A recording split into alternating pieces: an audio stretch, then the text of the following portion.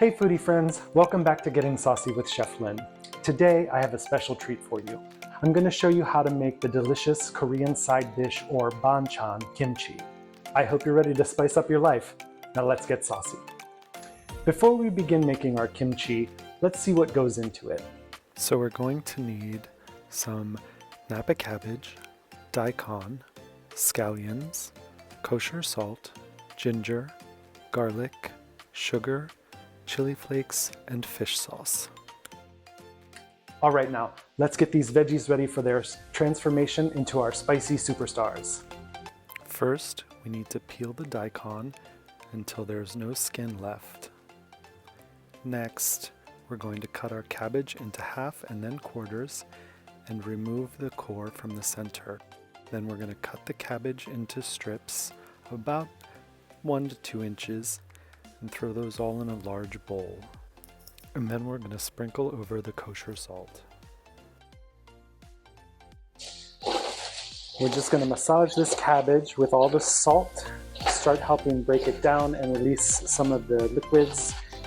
This is going to kill any bad bacteria and start helping us form the good bacteria that will ferment our kimchi. So after this is good and mixed, we'll cover it with water and let it sit for about an hour. And then we will finish up mixing it with our other vegetables and our sauce. All right, so you want enough water to really fully cover the cabbage and submerge it. You want to use either filtered water or distilled water. I'm just using some filtered water from my fridge. And then we're going to take a plate on top of this and weight it down so the cabbage stays submerged underneath of that water. And like I said, we'll leave that sit for about an hour and we'll come back to it and rinse it and make up our sauce and stuff when it's ready.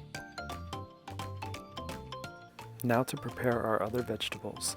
First, we'll cut our daikon in half and then we'll cut it into planks.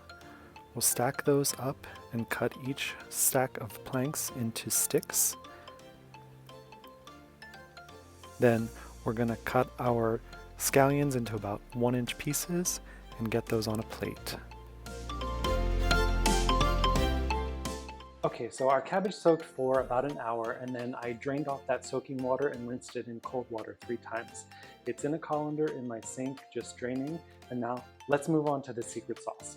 So first we're going to combine our grated garlic, grated ginger, and sugar with our fish sauce. You can smell that ginger and that garlic. It smells so good already and we haven't even finished yet. And now we're going to add the heart and soul of the kimchi, the chili pepper flakes.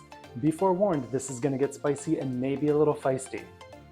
I'm using gochujang, which is a Korean chili flake, but you can use regular red chili flakes, whatever you like, whatever you have. You can definitely get gochujang online. So mix that up into a nice, lovely paste. Smells amazing. All right, now we're going to squeeze our cabbage to get a lot of that extra moisture off, and then we're going to mix everything in with our sauce here.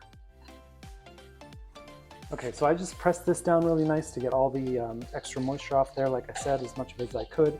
We're going right in there with that, with our cabbage, and then of course our daikon and our scallions.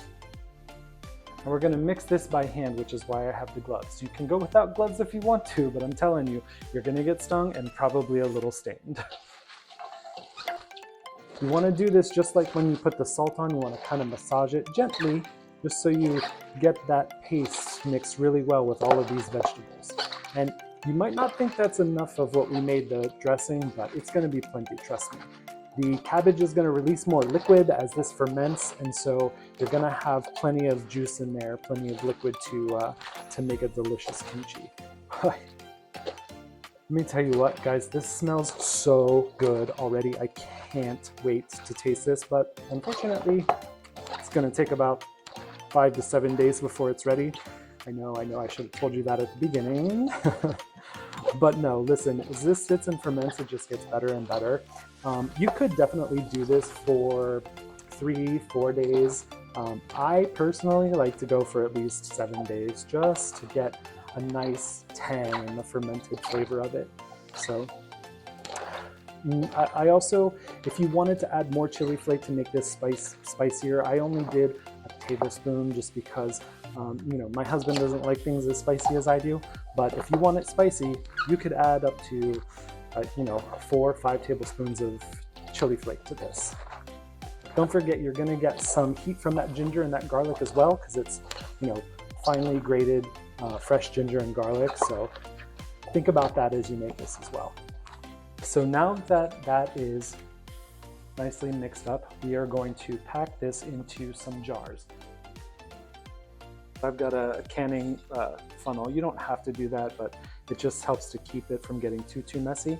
So I'm gonna just fill, I don't know if it's gonna take all 3 of these jars or not, but I'm gonna fill these jars and make sure it gets packed in there good and tight.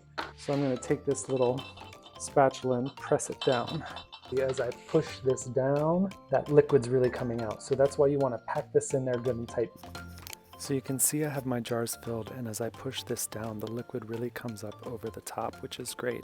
And then I'm going to fill them with a little bit more of that liquid just to make sure it's all submerged. Okay, so what I like to do is put a loose piece of plastic wrap over this and then my ring from my lid. If you don't have a 2-piece lid, you could use plastic wrap and a rubber band. You can just put the whole lid on here. I like to give it a little bit of breathing room because this is going to release some gas like we all do every once in a while. And it's going to bubble a little bit. That's why I put it on this plate, as you can see. So in case any of that liquid comes out, this plate's going to catch it and it's not going to just be all over my countertop because I can't be there every second of the day to clean it up, obviously. You do want to leave about 1 inch of headroom in your jar. Another quick tip, if you are vegan and you don't want to use the fish sauce, you can use water instead. It's going to be just as delicious. The fermented fish sauce, it just adds a little extra depth of flavor, but you're not going to miss anything if you are vegan and you want to make this without the fish sauce. All right, so right now, guys, this is where we're at. I'll come back in a few days and taste this for you, and we will see how it is. So this is day 2 of pressing the kimchi down to let it ferment. You can see there was a tiny bit of liquid on the plate, nothing like the first day where that whole plate was filled with liquid. So you can also see those air bubbles releasing, which is great. And that's exactly what we want, to make sure that's packed in there nice and tight. All right, foodie friends, so our spicy adventure has come to an end and our kimchi is ready. So like I said, it was on the counter for about 5 days fermenting, and then I popped it in the fridge. I left it in there for about 2 weeks. You can eat it right away, but the longer it sits, the better it gets. And here she is. Isn't she beautiful? So you can see that it has reabsorbed all that liquid, which is going to give it so much great flavor. You can see how beautiful that is. It's so pungent. I love it. And